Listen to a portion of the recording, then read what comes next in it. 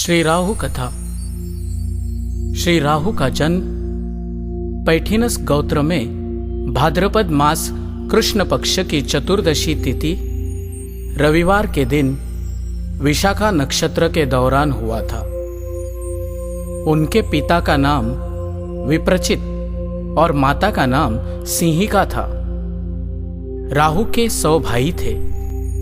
उनमें से वो सबसे बड़ा था। महिष्मती नामक राहु की एक बहन भी थी। राहु ने अपने पराक्रम और बुद्धि से दैत्य वर्ग से बहुत शीघ्र मान प्रतिष्ठा प्राप्त की और वो दैत्यों के सेनापति बने। दैत्य गुरु शुक्राचार्य ने महादेव से संजीवनी शक्ति प्राप्त की थी। देव और दानव के संग्राम के दौरान दैत्य गुरु शुक्राचार्य द्वारा संजीवनी शक्ति के प्रयोग से मृत दैत्यों को पुनर्जीवित करने के कारण और श्री राहु आदि दैत्यों के रण कौशलता से संग्राम में असुर विजयी हो गए।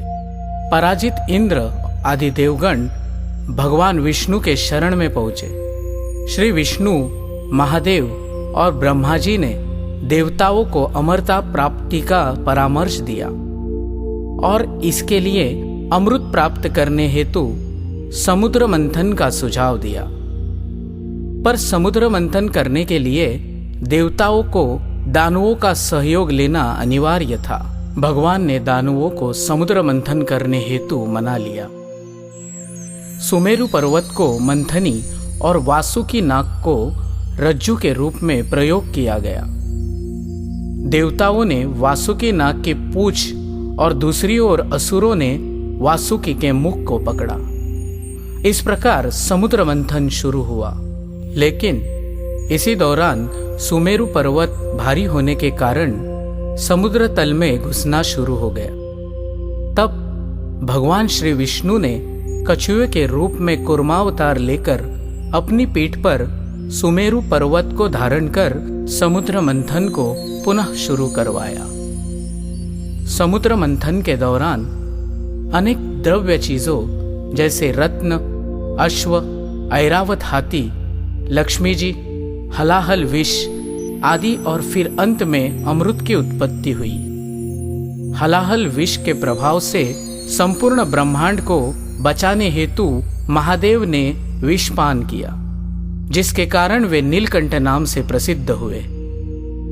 समुद्र मंथन के दौरान अमृत को छोड़कर अन्य सभी द्रव्य चीजों का बंटवारा परस्पर सहमति से हो गया था। लेकिन अमृत के बंटवारे पर दोनों पक्षों में झगड़ा शुरू हो गया। तब भगवान श्री विष्णु ने मोहिनी रूप धारण कर अपने सौंदर्य और नृत्य कला से सभी को मोहित करके अमृत कलश प्राप्त कर लिया। असुरगण मोहिनी रूप के लावण्य से इस कदर मोहित और भ्रमित हो गए कि उन्होंने मोहिनी रूपधारी भगवान विष्णु को अमृत बांटने का दायित्व सौंप दिया। भगवान विष्णु ने देवताओं और असुरों को अलग अलग पंक्तियों में बिठा दिया और देवताओं को अमृत तथा असुरों को मदिरा पिलाना शुरू कर दिया। इसी दौरान राहु ने भगवान विष्णु की चालाकी को भांप लिया और देवताओं का रूप धारण कर सूर्य और चंद्रमा के मध्य आ बैठे। जब मोहिनी राहु को अमृतपान करा रही थी, उसी समय सूर्य और चंद्रमा ने राहु को पहचान लिया और विष्णु को सचेत करते हुए राहु का भेद खोल दिया। तभी भगवान विष्णु ने अपने वास्तविक रूप में आकर सुदर्शन चक्र राहु पर छोड़ दिया। इस दौरान ब्रह्मा जी ने विष्णु को रोकने का प्रयत्न किया, लेकिन तब तक सुदर्शन चक्र ने राहु का शिरविच्छेद कर दिया था। लेकिन अमृत प्राण कर लेने के कारण राहु का सिर और धड़ अलग अलग होने के बाद भी जीवित बने रहे। राहु के प्रभुत्व को जानकर ब्रह्मा जी ने राहु के सिर और धड़ क्रमशः राहु ग्रह और केतु ग्रह के रूप में प्रतिष्ठित कर दिया।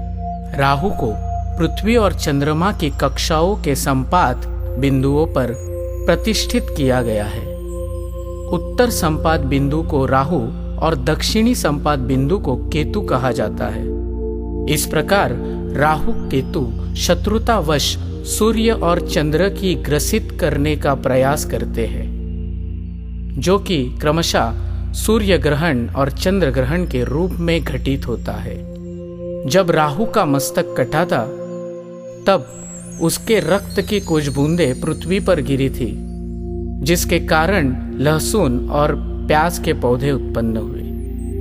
राहु के कटे हुए मस्तक को लेकर उसकी माता सिंहिका ने काफी वर्षों तक देखभाल की और भगवान शिव के कृपा से राहु को सर्प का धड़ और केतु को सर्प का मुख प्राप्त हुआ।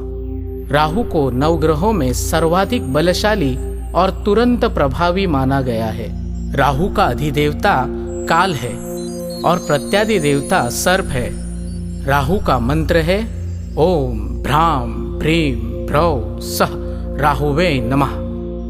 श्री राहु की पूजा या जाप सूर्यास्त के बाद या राहु काल के दौरान की जाती है।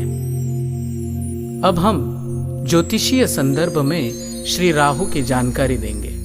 नवग्रह मंडल में राहु 8वां ग्रह है। फलित ज्योतिष में राहु को राशि स्वामित्व प्राप्त नहीं है, लेकिन श्री राहु वृषभ, मिथुन, कन्या, तुला, मकर और कुंभ राशि में अच्छा फल देते हैं। लग्न कुंडली में तीसरे, छठे, 10वें और 11वें भाव में श्री राहु अच्छा फल देते हैं। नक्षत्र मंडल में राहु ग्रह को आद्रा, स्वाति और शतभिषा नक्षत्रों का स्वामित्व प्राप्त है।